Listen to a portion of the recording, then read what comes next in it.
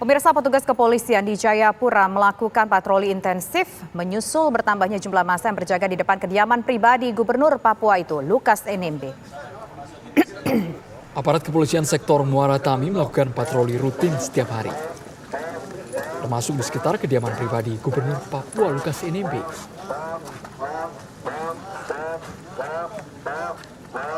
Hingga saat ini, kediaman pribadi Lukas NMB yang berada di kawasan Koya Tengah, distrik Muara Tami masih dijaga oleh simpatisan. Hari ini jumlah massa yang berjaga bertambah dibandingkan sebelumnya karena adanya kekhawatiran terhadap isu penjemputan paksa terhadap Lukas NMB. Meski demikian, situasi keamanan di Papua tetap kondusif.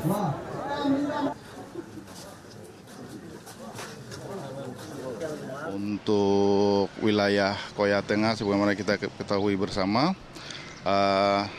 di sana ada jumlah massa sekitar 100-an orang masih berjaga-jaga dengan alat perang mereka, ya, alat sajam, panah, busur, kemudian parang dan lain-lain. Sesuai dengan perintah Kapolresta Jayapura, untuk kita patroli rutin kepolisian, kemudian cipta kondisi, melakukan razia. Informasi terkini dari Jayapura, Papua akan disampaikan oleh rekan kami, ada Syamsul Ma'arif dan juru kamera Ihsan Muhsin. Ya, Samsul, apakah Gubernur Papua Lukas NMB akan memberi panggilan pemeriksaan KPK pada Senin esok?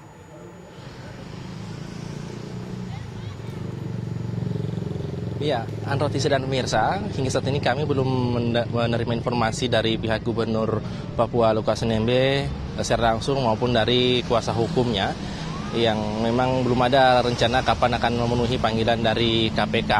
Dan untuk situasi keamanan juga di tempat ini di Papua masih kondusif untuk wilayah-wilayah kota seperti di Jayapura, di Taman Imbi, tempat biasanya para massa berkumpul melakukan unjuk rasa, kemudian demikian hal juga di AB Pura. Namun berbeda di wilayah kediaman pribadi Gubernur Papua Lukas NMB. Tadi kami sempat ke depan kediaman Gubernur Papua ini, dan di sana ada ratusan massa yang memang berjaga setiap hari di tempat tersebut. Mereka berjaga dilengkapi dengan senjata panah seperti itu, kemudian ada senjata tajam. Ada lebih dari ratusan orang yang berjaga setiap harinya di sana. Tadi juga sempat digelar konferensi pers di lokasi tersebut. Ada beberapa poin yang disampaikan baik dari tokoh masyarakat, tokoh pemuda, maupun dari pihak keluarga.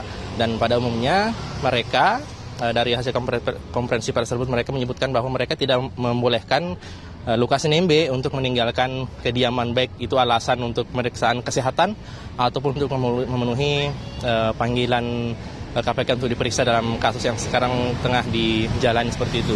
Tadi ada usulan yang disampaikan oleh pihak keluarga melalui dalam konferensi persnya. Mereka menyebutkan bahwa mereka menginginkan dokter pribadi ataupun dokter dari KPK yang memeriksakan kesehatan dari Lukas NMB di kediaman pribadinya. Mereka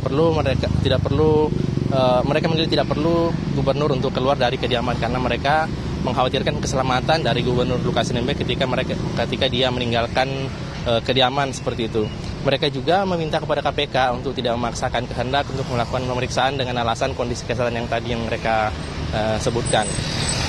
Dan selain itu pihak keluarga juga menilai bahwa penetapan status tersangka dari Lukas NMB ini dari konferensi pers tadi disebutkan bahwa mereka menilai ini adalah kriminalisasi dan syarat dengan politisasi, sehingga mereka minta KPK untuk memberikan kesempatan kepada Gubernur Papua untuk menyelesaikan masa pemerintahannya nantinya akan memenuhi perkara hukum yang akan di perkara oleh KPK. Sementara itu untuk kondisi keamanan tadi di tempat kami tepatnya di kediaman Lukas NMB, memang tadi belum ada petugas keamanan yang berjaga di sekitar lokasi karena kami sempat mengkonfirmasi kepada pihak kepolisian bahwa mereka mengantisipasi ketersinggungan ataupun ketidaknyamanan dari pendukung-pendukung Lukas NMB yang bisa menimbulkan kondisi yang tidak diinginkan. Itu dulu, Andro dan Tisa, laporan dari Papua. Kita akan berikan dulu di Jakarta. Syamsul Ma'arif mengabarkan langsung dari Jayapura, Papua.